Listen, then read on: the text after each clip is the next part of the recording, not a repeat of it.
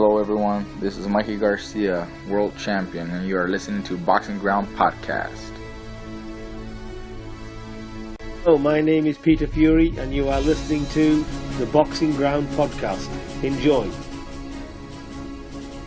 Hello, this is Gary Spike O'Sullivan, and you're listening to the Boxing Ground Podcast. Enjoy. Welcome to the Boxing Ground Podcast. I'm your host, Cameron Gillen, joined by Scott McIntyre. And we're going to be joined by the British heavyweight boxer Ian Lewison, who has a professional record of 10 wins, 2 losses, 1 draw, 6 knockouts. He's going to give us some of his time to speak to us about his own boxing career and his intake on the current heavyweight division, and give the listeners an insight into his career, about a fighter that they wouldn't really probably haven't heard of. So we're going to get him on in the call right now. So whilst we're getting him in the call, Scott, whilst he joins, how much have you heard of Ian Lewison? Obviously, I know me and you have done a bit of research on him in the last 24 hours. You know, what have you seen of him? And from what you have seen of him, how impressed have you been? Because, you know, he has his nicknames Lay Him Out, and he's been laying some of his opponents out.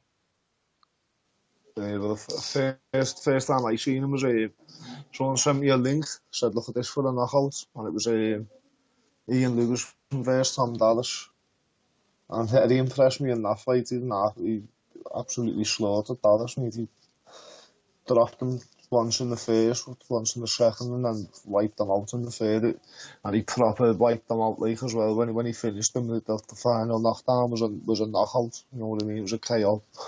It was a big win, and it was a good fight as well. He went right at it from the start. I've been looking back at him, and yeah, he looks like a very fast starter. If you can't deal with him, and if you can't defend yourself, he'll just wipe you out. He's a bit of a terror, to be honest with you. Right, yeah, he is. I've seen a Dallas fight as well. I watched that yesterday, and like you say, he had him against the ropes. He finished him with a left hook after putting him down, and the referee stopped the fight there and then. So it was an impressive performance. Hello, Ian. How are you doing? Yeah, I'm good, mate. How you doing? Yeah, cheers for joining. I'm joined by Scott on the podcast as well. So we just want to welcome you, and we appreciate you giving us some of your time to come on here tonight. Yeah, that's not a problem. Thank you for having me. It's not a problem. I just want to start off with a question, Ian. I mean, obviously, you've been boxing for a while now, but, you know, what was the kind of motivation and drive for you to enter the boxing gym for the very first time? And, you know, what was that experience like? Basically, what it was, you know, in the beginning, it's like I used to always in school, I was always getting in trouble, I was always fighting, and it just seemed like the perfect outlet for me to get involved in boxing, to get rid of some of that energy. Yeah, I mean, where did you actually start? I mean, is the gym that you started at, the amateur club, still going now, or is it closed Yeah, down? it is, yeah, because initially the first gym I went to was the Lynn, yeah, so it's still about now. How many amateur fights did you have? How long did you stay in the amateurs? As an amateur, I had 67. And was they all against sort of in the UK, or did you travel for some as well? No, I had fights for England as well. My actual amateur record was 67 fights, 5 losses, and 48 knockouts. Yeah, and like, a lot of them were England fights as well. Did you come across anyone who's in the professional rankings today? Yeah, I fought David Price, which I think I got robbed against, which is on YouTube, so people can decide for themselves. I fought David Doland. Who else is there? Hellenius. Yeah. And that Cuban guy, I can't remember his name now. Was it Yeah, the professional, yeah. Is it not Luis Ortiz? No, not him, no. Oh, what's his name? Mike Perez. No, not Perez. The next one he fought for a world title not too long ago. Oh, was it Orlando? Solis. Orlando, yeah, Solis, that's it, yeah. Orlando Solis, that's the one. Yeah, he beat David Day in the World Amateur Finals, didn't he? Yeah. That's right. He was a good fighter, very good fighter. Yeah, he was, yeah. He was Olympic gold medalist, wasn't he? Oh, was he? Yeah, Solis was. Yeah, I think it was 2004, wasn't it? Was that right, Scott? Yeah, he was. He was, yeah. He was Olympic gold medalist, and he defected with, I think, Dan Bobby. That's it. Yeah. Bartholomew, if I'm not wrong. Obviously, you've had. I think you had 13 fights now, Ian, have you, as a professional? Yeah. Obviously, you've been out since, about July last year, over a year now. Yeah. Obviously, you're looking to, I know we spoke about it, but obviously you're looking to try and get out before the end of the year. Yeah, hopefully I am. Yeah, I'm looking to get out and try and get back on this before the close of the year. Yeah. I mean, obviously we're heading into obviously in the back end of 2015 now. So heading into 2016, is there any sort of level you're looking to get to, or you're just going to keep working and see what comes along?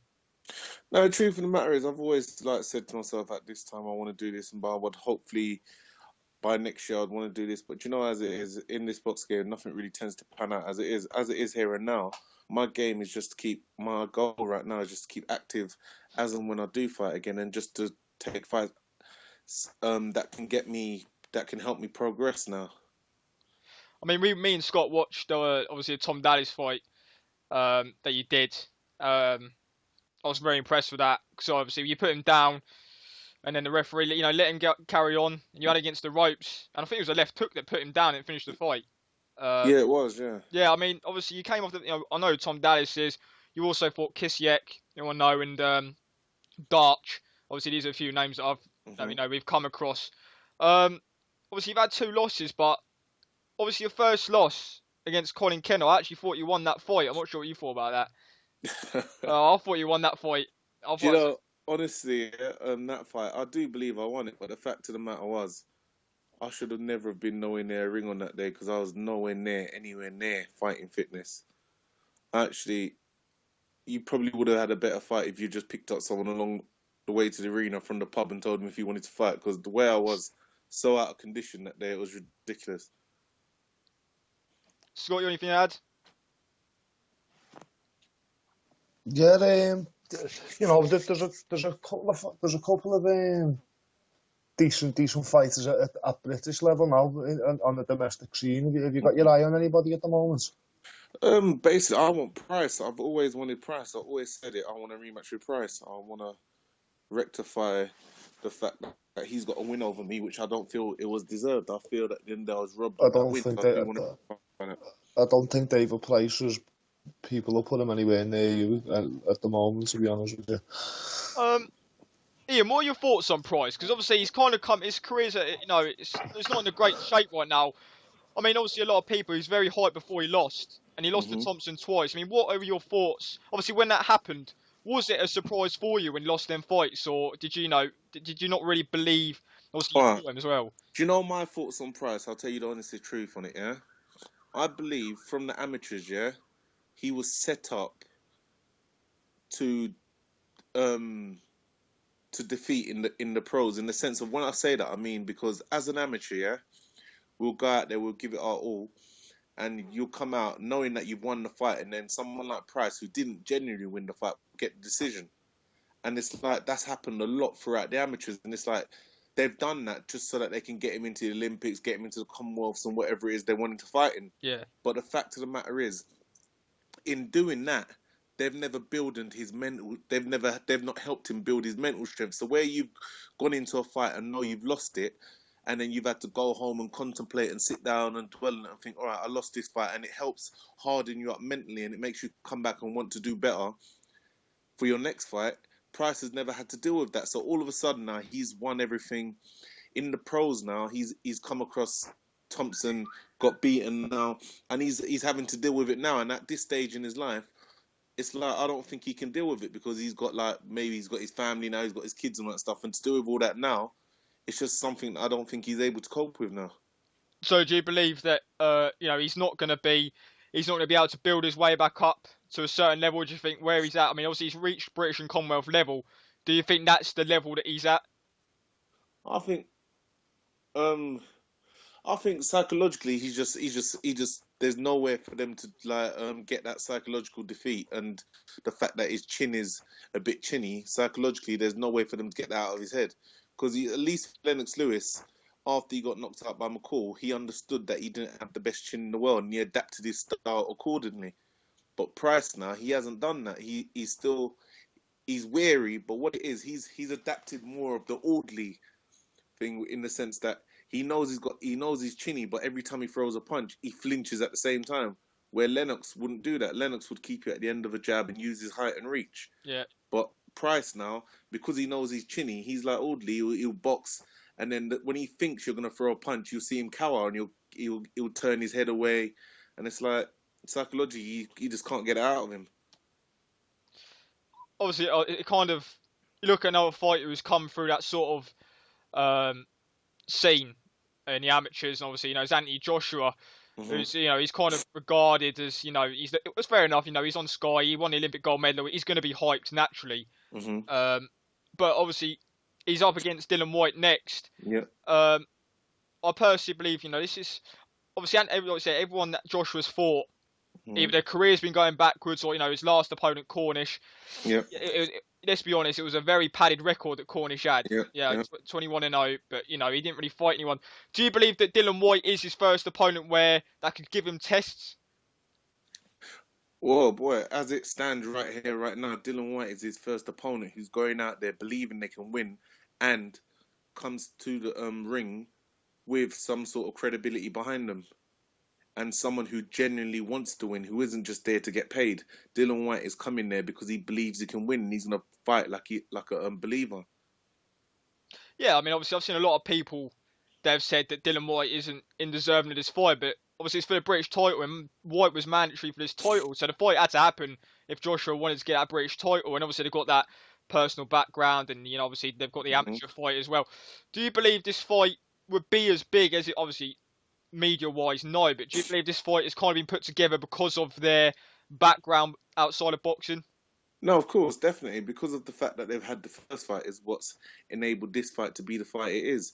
If they hadn't come across each other before, there would be no credibility in this fight, really and truly. There wouldn't be no hype about it because he would just be another contender fighting Anthony Joshua. That's all it would be. Yeah. Scott, I mean, obviously we're kind of into, we know all about Joshua and White. Obviously, what are your thoughts about it? 'Cause, I know we spoke about it before, but do you kind of agree with what Ian's saying about it? Yeah, I do.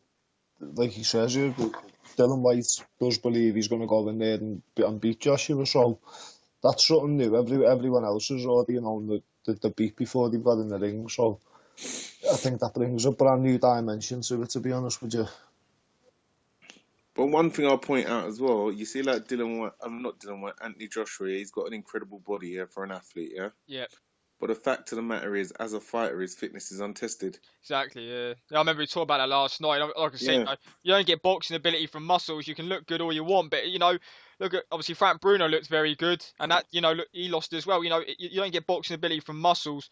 Looking great doesn't mean you're in boxing shape, so to speak. That's what I'm saying, and everyone's getting caught up in this hype thing. Oh, he's the best. He looks like a bodybuilder in terms of his body. Yeah, that is all good, but at the end of the day, how your body looks don't win fights. But it doesn't, in the sense that if a person you're fighting is weak mentally, they may break down at the sight of you. But if he was going against someone with the willpower of an Evander Holyfield, that wouldn't make a difference. No, I don't think that's that's not going to affect White either. White knows what it's about. White's a fighting man. I'm looking forward to the fight and seeing how that plays out. But like you say, White's probably, the first guy who's got some credibility and looking to win that fight and believing he can go in there and knock Joshua out. And, he knows, that Joshua hasn't been tested fully. I think he's not gone past 4 rounds. So, it's going to be interesting to see what happens when Joshua gets taken into, down the stretch and if he can kind of keep up the work rate for 12 rounds. So let me ask you a question then. What do you think about the ratings in which they've got, the WBC have got Joshua rated where they've got him? Scott, I'll let you go first for that one, mate. I think it's ridiculous. He's only fought, but it's not I don't know his fought British level fighters that like Cameron said before, on the way out, the careers on the wind down, and Cornish only fighter with an undefeated record. No, he hasn't even beaten an international level fighter yet. I can't say I agree with that. I think it all comes down to the politics side, doesn't it? He's been hyped by Sky. He's generating a lot of money and a lot of people backing him. Like you say, he's only, is he 14-0, Joshua, right now, isn't he? I think he's about 14-0. I'm not even sure myself, but he's gone a few. Yeah, he's 14-0, and he's got Hearn behind him. He's selling out arenas. He sold out the O2 in his last fight. He's done it again for this fight with White. Let's talk of it being on pay-per-view. The problem is that I see with Joshua, like you say, he hasn't been tested. He's been built with this big star. What's going to happen if Joshua goes in there and gets beat by White? a lot of British fans are just going to be, I wouldn't say let down, but the interest is going to be taken out of Joshua, and it's going to be the fact that Sky have invested a lot of money into him too early, possibly. And the fact is, the governing bodies want him to be up there. So when he does fight for the title sooner or later, he's going to generate him a lot of money than the other fighters below him. Yeah, of course. Of course. Well, it's the same thing with the Klitschko's as well, isn't it? At the end of the day, you see, like when the Klitschko's fight, it's like they practically call the shots on their own shows as well. Because even though there is a governing body behind it, it's like the governing body's answer to them because they're so powerful. Yeah, I mean, Yeah. you look at Joshua's, Joshua's resume right now. No doubt, he's done everything he should have done. He's done right now as a professional. But you look at the opponents he's fought. You say on paper, Cornish is his best win. But the fact is, Cornish was undefeated, but it was a really padded record. He didn't beat anyone in I don't think Cornish beat anyone in the top 100, to be honest with you. So, I mean, I think I watched an interview before, Ian, where you said, Cornish's record was padded, or he was undefeated, but he hadn't beaten anyone with the credibility to kind of brag about. I think I watched an interview with you saying that before. Yeah, because I cited that from before. I said it, and then you see with Cornish as well, he don't have the head movement nor the power to worry Joshua, because he's not a one punch knocker out, and he don't have the boxing ability to worry Joshua. There's been someone needs to be getting around that jab. You need to get around that jab of his. That's what you need to do. I think you're bang on. You need to have good head movements. But it's not even that you need to get behind it. It's the fact that the way he throws the jab, he doesn't throw it with enough intensity to make someone like Anthony Joshua keep at the end of it. Yeah. Joshua could he would just walk through it like he done, because there isn't enough intensity, or it isn't thrown in a way that will keep Joshua away from him. So obviously, yeah, you see, he was just, but Joshua was basically just slapping the jab down. Yeah, and that left Cornish open, and that's how he dropped him. He slapped the jab down like it was but done, do you know? and landed the right hand. To me, Cornish he throws the jab like how Dallas does. Yeah. Them two box the same. Like their elbows in the air. Yeah, that's a very good point there. Yeah, that's a very good point there. Like I said, Joshua was just parrying Cornish's jab, and to be fair, Cornish, when he fought him, he did the right thing. He came out looking to take centre ring and trying to get there first, but he just wasn't on the same level. And a lot of people, that fight sold to the casual fan. Joshua's fighting an undefeated guy. Let's get into the fight. And like you say, not everybody who goes to the arena is going to be a hardcore boxing fan, and some of them just go out, or majority of them go out for the night. So, a lot of people. Yeah, about 80% of them. Exactly, yeah. About 80% of the people are. So a lot of people would have bought into the fact that Joshua's fighting an undefeated guy, when really they didn't really have a clue about who Cornish has fought. So that's what they're doing. They're boosting Joshua right, but like I said, if it falls back on him and it all goes wrong for Josh in a fight, it's just going to be a recipe for disaster for Matchroom and Sky. But Yeah, but you see, by that point, to them, it would be a recipe for disaster. But the fact of the matter is, you got to remember, as Eddie Hearn said, first and foremost, he said it so many times. His dad was an accountant first, so he's always worried. His dad always taught him about making money. So the fact of the matter was, before that's happened, they've definitely made their money back, which they've invested in. So if that did happen, obviously they wouldn't want it to happen. But the fact of the matter is, it's an investment that's paid off. Yeah, it's a fair point. Yeah, they've already got him on pay-per-view, you know what I mean? Which is a joke again. Well, apparently he's going to be fighting White on pay-per-view. There's no actual facts on that happening yet, but you're looking at the undercard they're building. Possibly Joshua and White will headline a pay-per-view card. I'm not sure. Exactly, and the last bill, they sold out as well. So you got to remember the gate receipts and all that stuff. So the fact of the matter is, they've generated millions. Then the Sky viewings, and then Sky pay them. They've made their money back. They've invested in him. So the fact of the matter is, now it's about making as much as you can before the unfortunate happens. Ian, what happened with I know you were supposed to fight Eddie Chambers. What happened with that? Yeah, well, as it happens, was I had a knee injury, and then it's like we went to them, we asked them to postpone it, and it's like they said that they're moving on in a different direction. So it's not the fact of the matter was I want.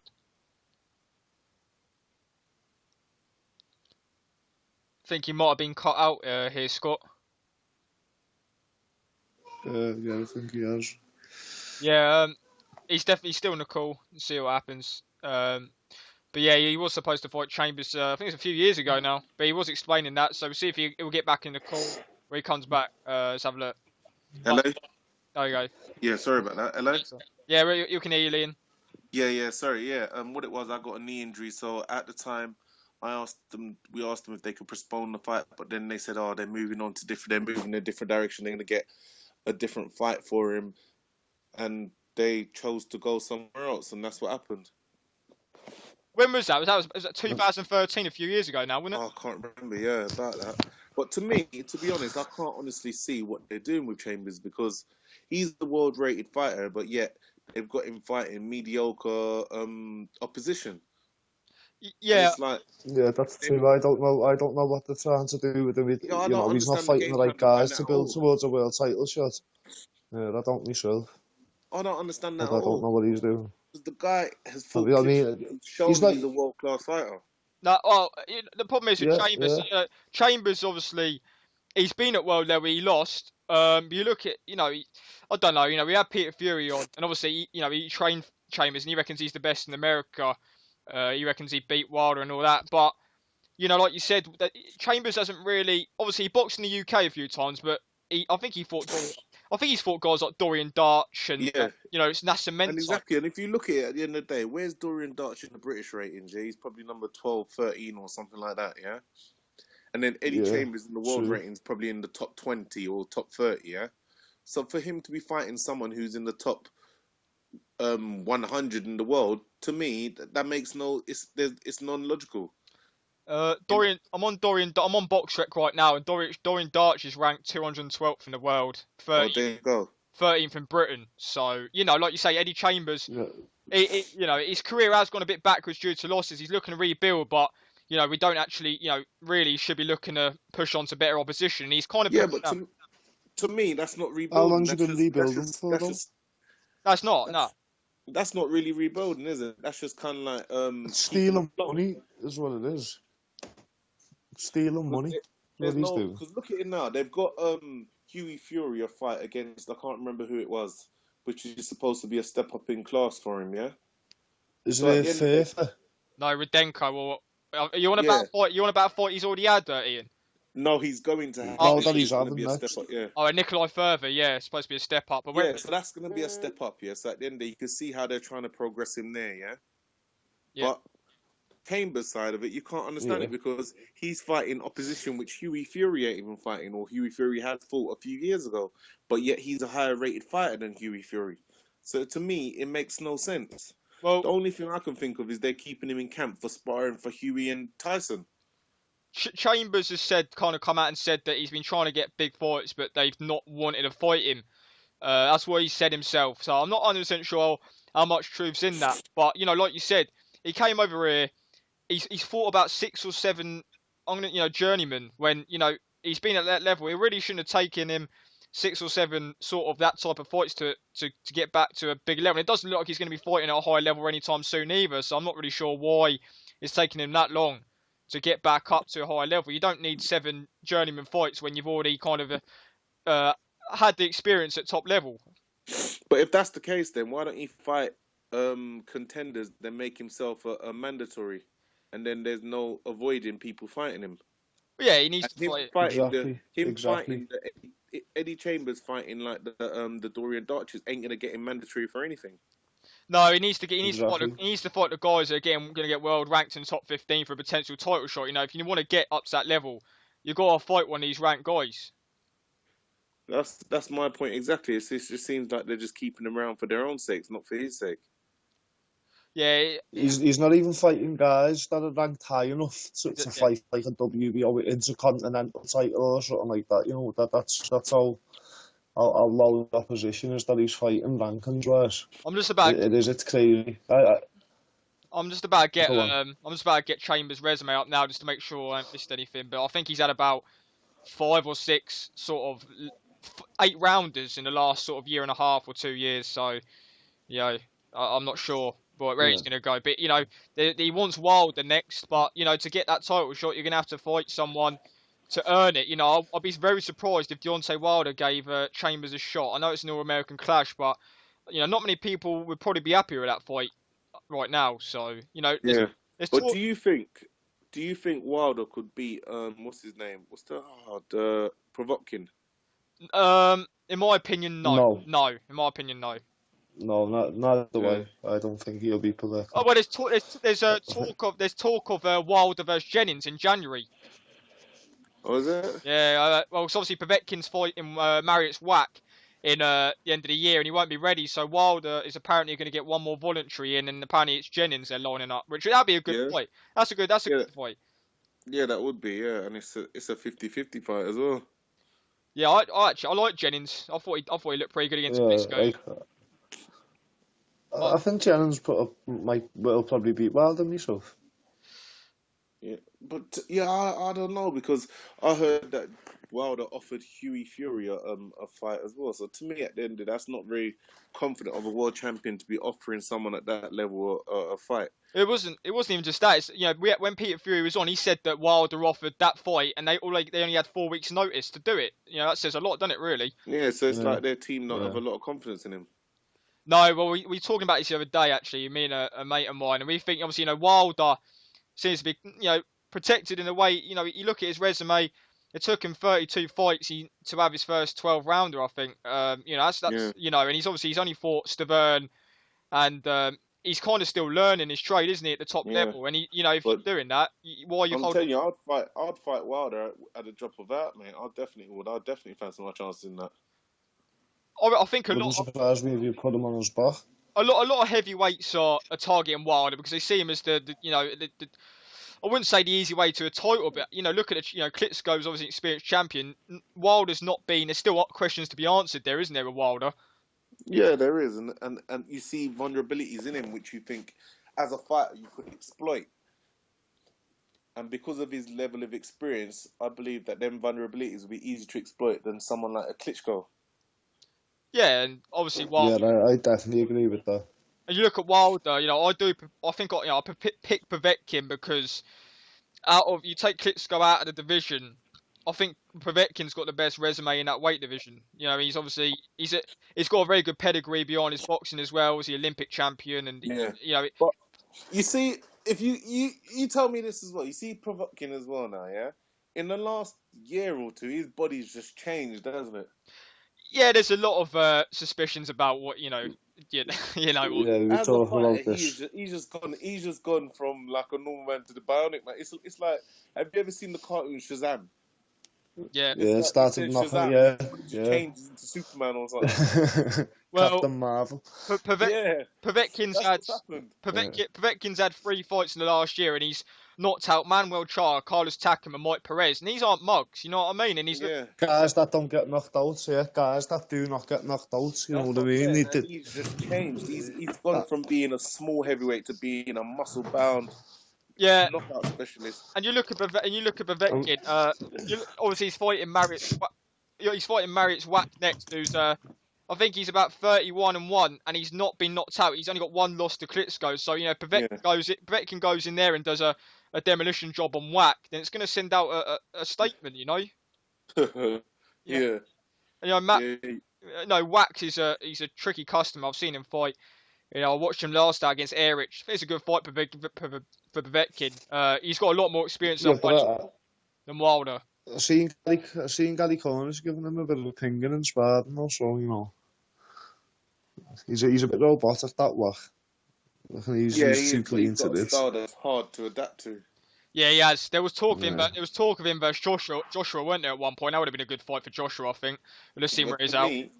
I think if that did have happened, it would have had to have been an 8-rounder because I don't think Joshua could have stuck out 12 rounds with that. I agree. You know what? I've got this big question mark over Joshua when it starts going to 12 rounders and that because he's just so muscle bound. When you got that much muscle, it uses a hell of a lot more oxygen. You know what I mean? And That's what I'm saying. That's why a it's genuine gonna wear generation them look out. like me. They should have a belly. To add to that, it's just that Don't see why not. every single fight Joshua's had since he's turned professional, he's gained muscle mass and pounds as well, and that's not a good Yeah. sign. I think he's gained Yeah. something like I think he's gained over 20 pounds of muscle mass since he made his professional debut. It's one of them now as well. You ask any fighter when you're in the gym and you're sparring or whatever. The guys with the ripped up stomach and the chiseled out physique, you can drop them with body shots all day. It's the dudes with the bellies that just take, but that you can take them like it's nothing. That's You what I'm know, saying. and That's that's why, serious. That's serious. That you can ask any man and that that is the truth. That is boxes the truth. or That's why. gets in the ring. That's why guys like me with a belly who carry the belly, we're the old everywhere. It's like we the ones. Yeah, but you look at Tyson Fury, he's not your superior athlete like Anthony Joshua, but like you say, you don't get boxing ability from your muscles and looking great. It's technical at the end of the day. It's in your mind. Ring IQs, you learn it. You learn your craft, and you don't learn your craft by lifting weights. Yeah, but with Tyson Fury, he's got a funny shaped body in himself. He doesn't look like he has any muscle mass on him. No. He's a big guy, isn't he? He's very big. Yeah, He's a... but his body shape is odd in the sense that there's no muscle mass considering like how much he would train, but yet he don't carry any muscle. Yeah, he trains like a Trojan as well. When he does train, and like you say, he just doesn't have that natural physique of a Yeah. Joshua.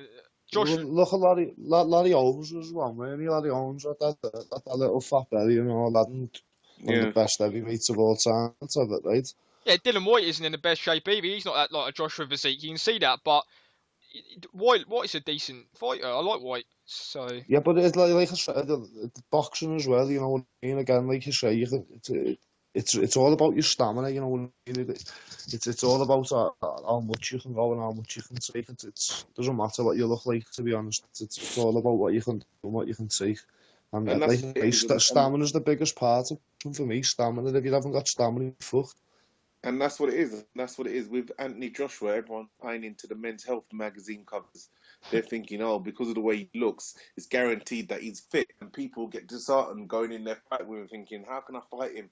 Guy's a machine. Look at his body. But yet, if it came down to it, and then him and them had to go punch for punch, maybe they'll be the ones who could genuinely be left standing after a little while, stamina-wise. I want to get your thoughts. People get disheartened. I want to get your thoughts in on something that Peter Fury said in our show. We were talking about Huey Fury, and this kind of relates to any sort of up and coming fighter at any weight, I guess. He was talking about Huey, and obviously Huey Fury's now had 16 fights, and he's had the last two opponents he's fought is George Arias and Andre Rudenko, who are names that hardcore fans would probably know. So he says that he sees Huey Fury as 2-0 because all the other fights are learning fights. Obviously, he is technically 16-0, but he looks at the fights that are meaningful. Do you kind of agree with what he says there? No, I can understand that. But me personally, my thoughts on Huey Fury is he's whack. Me personally, I just think he's ridiculously rubbish. I genuinely don't see anything in him. I just think he's pants.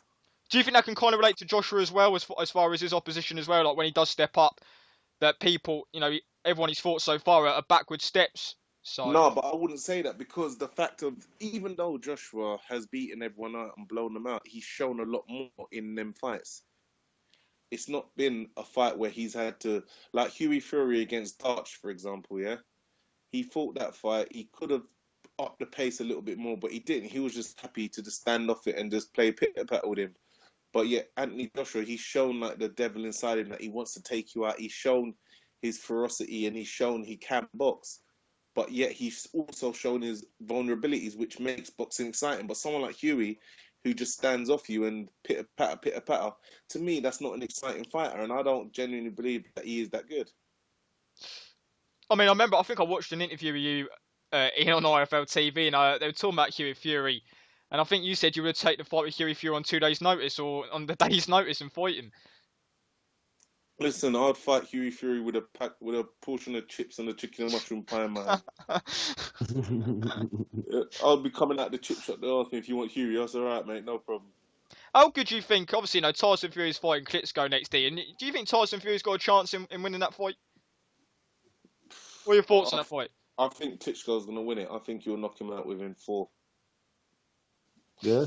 And the only reason I say that is because Tyson himself is too courageous a guy. He tries to stand and fight with guys to make it exciting. And I think he'll put himself on the line in that sense.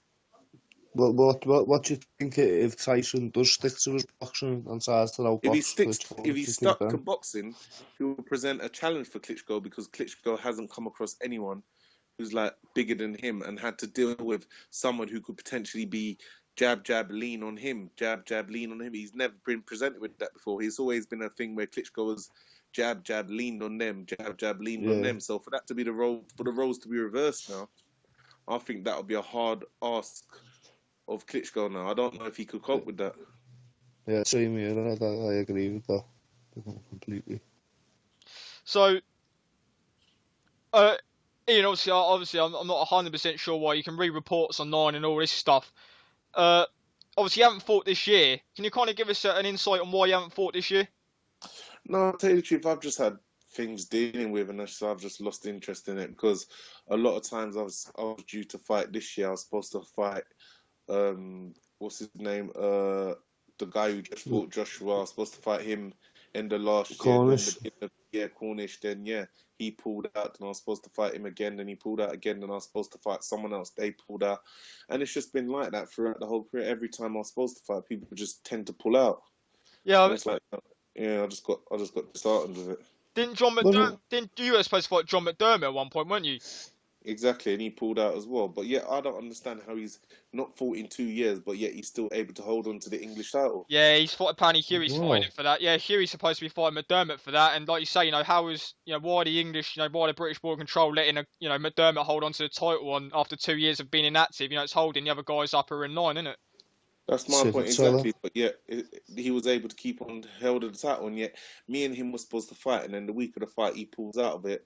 Then the same thing happens again when they set the date again. We're supposed to fight again. He pulls out, and it's like they're still enabling him to keep the title. It makes no sense to me. I remember seeing. Go on, Scott, if you want to say something, mate. Yeah. What happened? Wasn't you trying to get a fight with Sam Sexton? Oh, that's another thing. They didn't.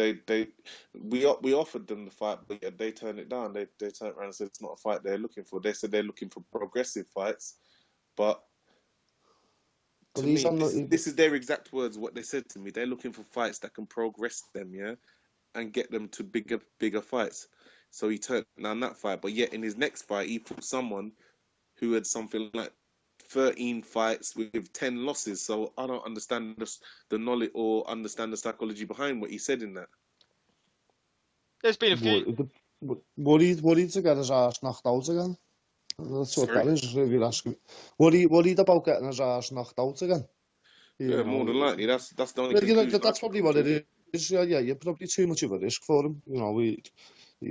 That's all I can conclude for that. And that's the truth of the matter, because you see, like with me, at the no, of course it is, because you are a progressive fighter. You've got a name, especially after the prize fight, and that. And you've got a good record as well. You've got a winning record, so I don't see why that wouldn't be a good fight for him in front of his British crowd and all that. Yeah, that's what I'm saying. But yet he's willing to fight people with losing records, so it makes no sense them saying that they're looking for progressive fights. It's just a blatant dodge, that, if you ask me. Yeah, it's a cop-out. It's a cop-out. Another fight that I remember you wanted was Richard Towers when he was undefeated before Brown took that wasn't it? Yeah, that's it as well. Yeah, Richard Towers, he's another one. He went out and lived in Afghanistan up in the mountains for a little while, isn't it? What's he doing now? Into hidings. What's he doing now, anyway? I ain't got a clue. I ain't got a clue. The fact of the matter is, I'll take him and I'll knock him out in a round. Yeah, I think he'd absolutely destroy Richard Towers. Looks terrified when people throw shots at him. That's what I'm saying. It's like I don't know how we had an undefeated record of like 13 or whatever it was. No idea. You'd throw a punch and you would hear the punch go past his ear, and that alone would scare him to drop to the floor. Well, did you see him against the French guy? He was a kickboxer. Yeah, he was gone. Oh my God! The referee the referee was carrying him around the ring and everything. He was looking for his mum up the ring. Honest to God, he was. And even after the referee was carried, it was like the referees gave him extra time to try and gain back himself again. Yeah. So to Yeah, me, come I on, don't know. he It's got just crazy. absolutely battered, didn't he? He was Yeah. running away. At one point, he was literally turned his back and just ran across the thing. Oh jeez, I'm It telling was you, the way I absolutely would beat him, comical. it would be. I'm telling you, honestly, if I got put in the ring with him now, yeah, you'd turn around and say it was barbaric.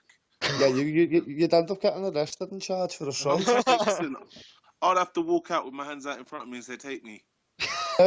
Yeah, definitely. Honest to God, you know what it'd be like? It'd be like the school bully, one of the little nerds talking bad about him and catching him and just, hey, you, I'm telling just you, chasing him around the ring. That's exactly what I could see there. I've seen the way you fight, and you're a bit of a monster in there, to be honest with you. And I'm telling you, I'll just he beat him can't up. deal with guys like that. He can't deal with them. I'd have to walk into the first local police station and hand myself in. Yeah, that's it. Assault in the ring. No, but that is a fight that I personally won as well, because if you noticed, like a couple of years ago as well, me and him personally had a few digs at each other, and it's like we had our little Yeah. exchanges, and it's like, to me as well, I don't understand how he can genuinely claim to be wanting to be one of the best yet, but he doesn't want to fight anybody that potentially offers a risk to him. It's all lemon Sheffield, don't get me wrong. I like the Ingle Gym and that they produce good fighters, but fucking hell, mate, they're not half cocky, aren't they? Even Kid Galahad and everyone, they're all dead cocky kids, like. So I can see why he's like that. No, hey, but I would beat that. I'm telling you, I'll beat that with an inch of his life. Yeah, oh yeah. Well, what about Bran? Bran would be a good fight for Oh, you. That'd be, Who? Lucas uh, Brown. Fuck's sake. yeah. Oh, Brown. Oh, that's a fight as well. We offered them the fight. They turned around and they said that they don't want that fight because they're moving in different directions also. That's what they said. Oh, When he had Nah, the Commonwealth title, he had the Commonwealth title. We asked him to defend the Commonwealth title against us. They turned around and blatantly said no. I watched Brown in his last fight. He looked I watched it live. He looks absolutely terrible in his last fight.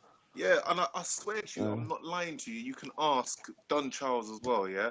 We asked Brown for the fight. He turned around and he said, this is his exact words to us, yeah? He turned around and said, why am I going to agree to a hard fight when I don't have to? Oh. When was this? When was this sort of fight proposed to him? I think it was about a year ago. Oh yeah, he's been. I don't know how long he's been in line for a WBA shot. If he was then, but that's a lot of fighters do that. When they're in line for something, they don't take the fights. you're just one of them fighters, aren't you? You're unfortunately in the Who Needs 'em club. People Kind of only thing. fight me if they have to. People, That's the truth of the matter. yeah, that's it. I know. I'd like to say, I watched a couple of your fights and was like, wow, how wasn't this guy been on telly if you had on Sky or at least on undercards and that? They say the heavyweight division's got no excitement in it no more than that, and then. Every one of your fights I've watched up to now has been very exciting. Which one? Right, so what was your thoughts on my fight against, say, the German guy? What's his name? Hoffman. Big German. Hoffman. In the Yeah. prize fighter. Yeah, Yeah. you just wiped them out. He's another one, big guy, and as soon as he started getting clocked shots, he just did not look like he wanted to be in there anymore. To me, you shell shocked him a little bit. To be fair. And what about the American guy in that one, Rossi? Well, Rossi, that you looked a bit. You looked like you just had a bit of fatigue in you, but I don't know. It was a close fight, like. well, yeah, it was a split decision winner. I watched that fight online.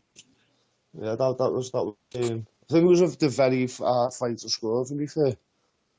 3 rounds. Yeah. I thought the 2 losses you got, I thought you won, and obviously that's not me. Just I'm honest on this thing. Whenever we've had a fight on, if I thought they lost the fight that they won, I would say that I thought you lost the fight. I genuinely thought you won those 2 losses. Yeah.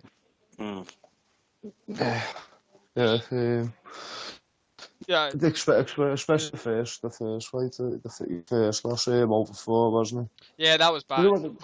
I haven't seen the fight where you got a draw there. I haven't been able to find that. Oh well, a draw with Pavel Stolbos. Over. Yeah, Yeah. to me, I don't understand how you can have a draw. I knocked the guy down 4 times, 3 times in the second round and once in the third, and Nah, that's came out with a draw. impossible then. Yeah, That's I came out impossible. with a draw. Did you I say? knocked him down Wow. 4 times in the fight. So Wow. you knocked him down 4 times in a 4-rounder, and it was a draw. It's In a tragic. 4 rounder, and Even it if was a draw. you You can look at it online. even Go and even see if the you'd have facts. knocked I'm them not down. telling you a lie. It's online. I knocked him down Wow. 4 times in the fight. It's on YouTube. It's on Even if YouTube. Yeah, no, it's but on even YouTube. if You you'd can have check it dropped out. him, Four even if you'd times. have dropped him 4 times in the first round and then he won every other round, you still win. So That's my it's point they're just exactly. But I don't understand wow. how the fight was given a draw. I knocked him down No, 4 times in the fight. no, neither Yeah, do I. bloody hell. That's insane. Wow. See, records can be misleading. You know, people can read a record and be like, oh, you know, say all this crap about a fighter when you know they need to go watch back the fight because something like that has happened. Yeah, exactly. But you We see what it say is this with all the me. time, Yeah? don't we? Look. You see what it is with me. People look at me. They say, "Oh, he doesn't look that athletic, or whatever it may be." Yeah, their conclusions may be of me. Yeah, they look at me, but you know they don't understand how quick my hands are, how good my head movement is until they're actually in there with me. Yeah. And when they're in there with me, they're like, "Wow!" And by that point, obviously, it's too late. They don't understand the power I possess or the head movement I have Yeah, or the speed my hands have. I won't watch a no, fighter. you know, I won't judge. Sorry, sorry. Scott, mate. Go on. I won't So judge. I'm someone who won't judge a fighter until I've watched them fight. You know what I mean? Yeah. So, you know, it's the same with it. It's the same with anybody. But you know, Scott, what were you going to say, mate? Sorry for that. yeah, he reminded me of Chisora when he was at his peak, but with a lot more power and more explosive. Yeah. I think that was the only thing Derek was lacking. I think if Derek had more of a dig on him, I think Yeah. he'd have been a lot more dangerous. To be honest with you, I think that's Yeah. all he was lacking. Yeah. Yeah. Mm. Yeah, Chisora, I don't know where Chisora's talking about having a big fight at the end of the year. I'm not sure who he's talking about. Might be the European title, I'm not sure. As he said himself, he's got a decent fight lined up for a title. So, you know, maybe it's the European. We'll have to wait and see. Well, what I've heard is he's supposed to be fighting Hellenius next again. I wonder. Oh, yeah, because he lost the fight, but he was robbed, I thought. Yeah, Yeah, that's what he I've was heard. He's supposed definitely to be having robbed. again. It's either Hellenius, I heard. Well, this is what he told me himself. He's either fighting Hellenius or the guy that beat David Price. Yeah, Tepper for the European, yeah. I think he'd beat Trevor. Oh, Tepper's, people are, Tepper must be decent to beat Price, but No, you know, no. you see Tepper, he's very come forward with that tight guard. You know, he's got a very traditional European style of Very fighting. easy to hit as well. Yeah. No head movement whatsoever, just walks straight But forward. But he's powerful. You're forgetting he's very powerful. Yeah, he has some power. You know, there's a fight where he knocked someone out, and I mean spark out. Which fight was it? I can't remember. I don't know if any of you have seen that, but Tepper literally David Price. No, it was another one before that. He sparked this guy out flat out. Tepper. It's online, but I mean to God, he was out cold for about 2 minutes after the fight. You know, Tepper has got power, like you're saying, but you know, how would he do against Chisora? Because obviously, you know, I think you know most guys at heavyweight have got power enough to knock someone out cold. To be fair, so I don't think that's not new. I think in the heavyweight game, you know, it's very risky to get it at all. You know what I mean?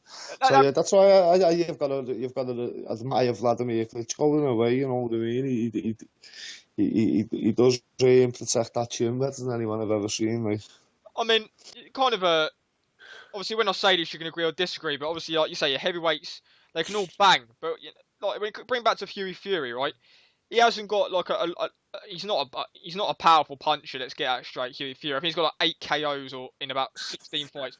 When it comes to the heavyweight division, you can have all the technical ability in the world, but you need to have the snap in your punches to keep these guys off that are bigger than you. So I'm not sure how far Huey can really go. You know, maybe he will develop the power. He's only young, but you know, he doesn't seem to be a prolific puncher.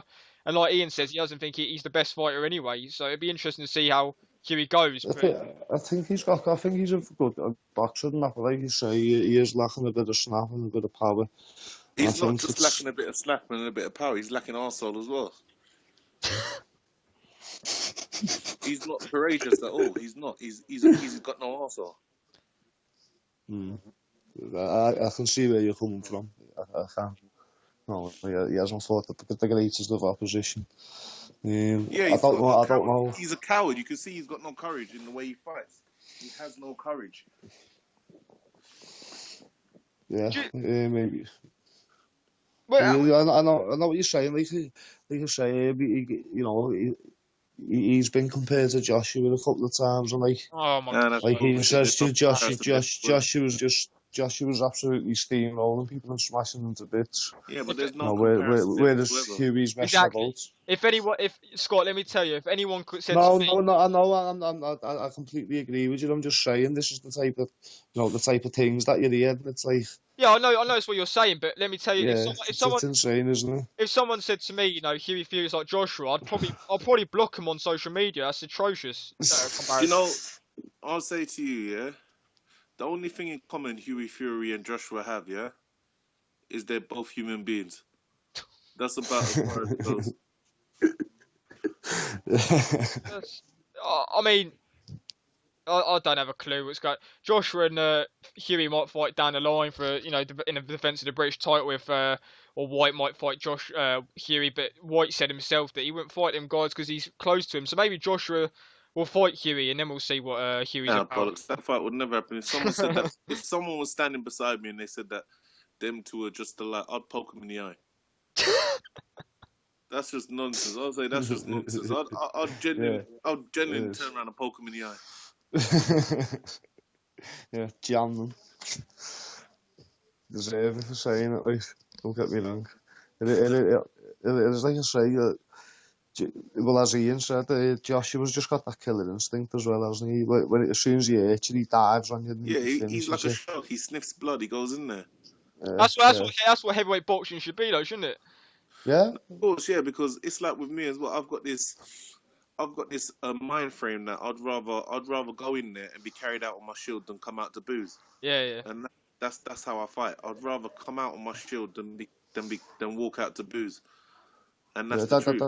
That is true. For anyone listening that hasn't seen this guy fight, that's completely true. What he's saying, I've seen him fight, and like I say, you'd tell it about that. Like the first one I watched was the Dallas fight. And seeing you come out and he was trying to work off his jab and he was slipping his shots nice, and I was like, got the dead movement and that.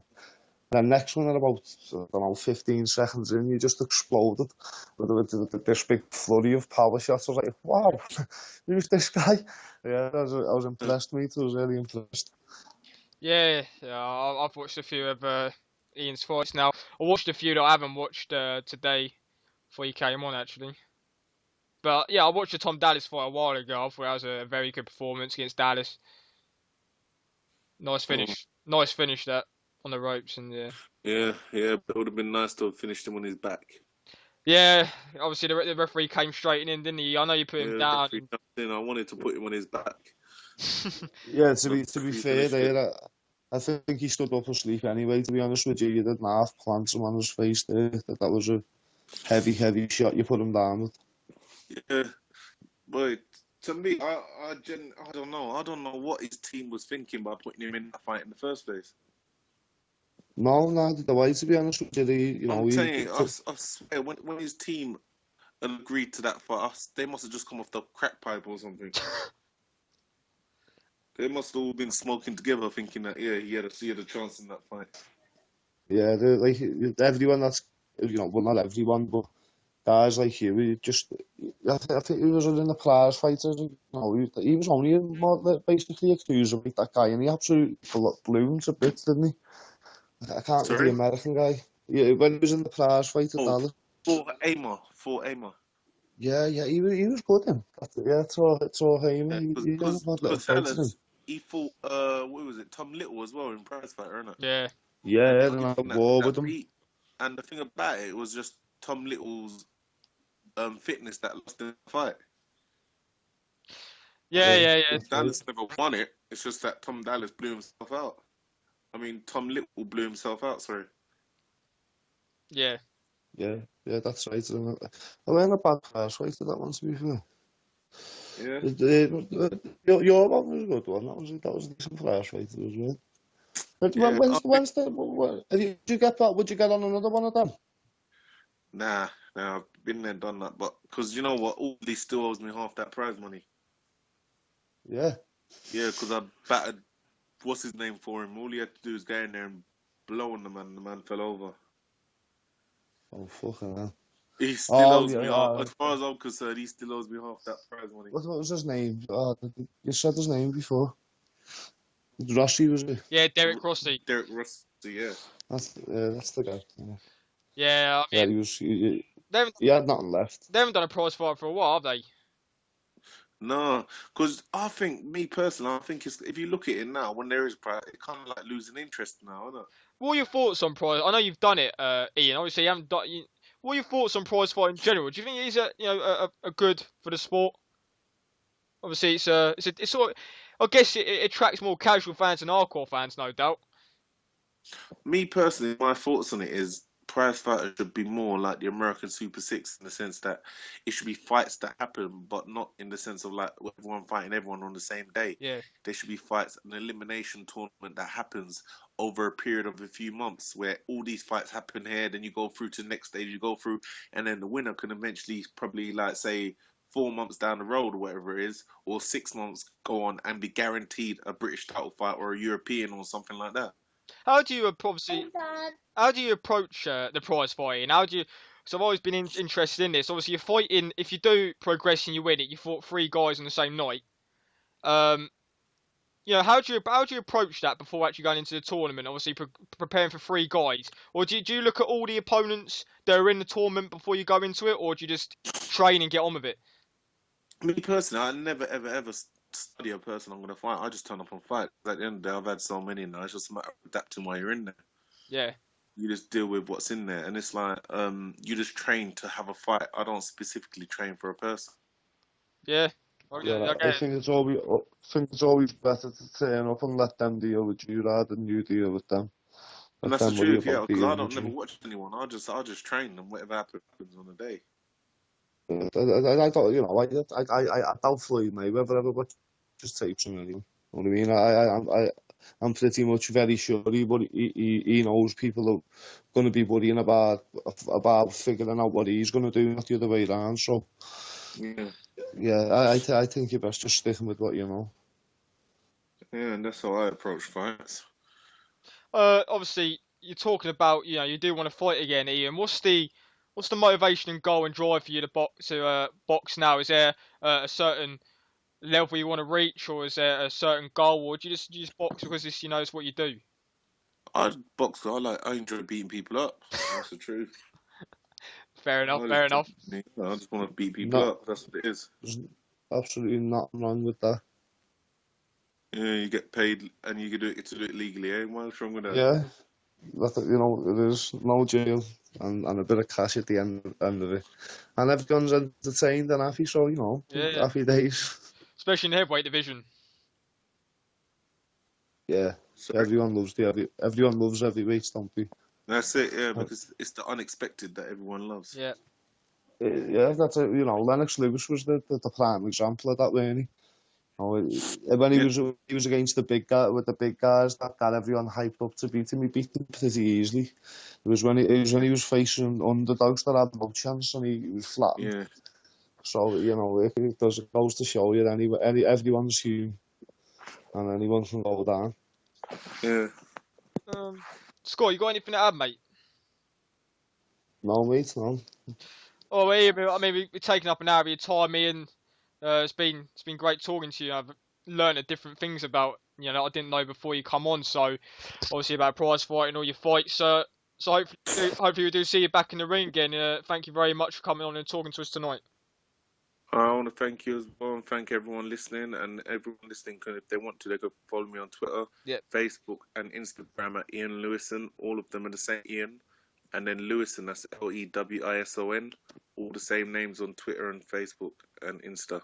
Have you got a Facebook? Is it a Facebook page, Ian, you follow? Yeah. Yeah, there's a Facebook page and a fan page. Yeah. Oh yeah, I'm gonna give them a follow. Yeah, I'll be following that. Yeah. All right. Thanks a lot, Ian. Right. Cheers for your time. Ian. Take care, mate. Thank you. Cheers. Bye. Right, so that was a brilliant chat. That definitely myself, Scott. I learned quite a bit that I didn't know about.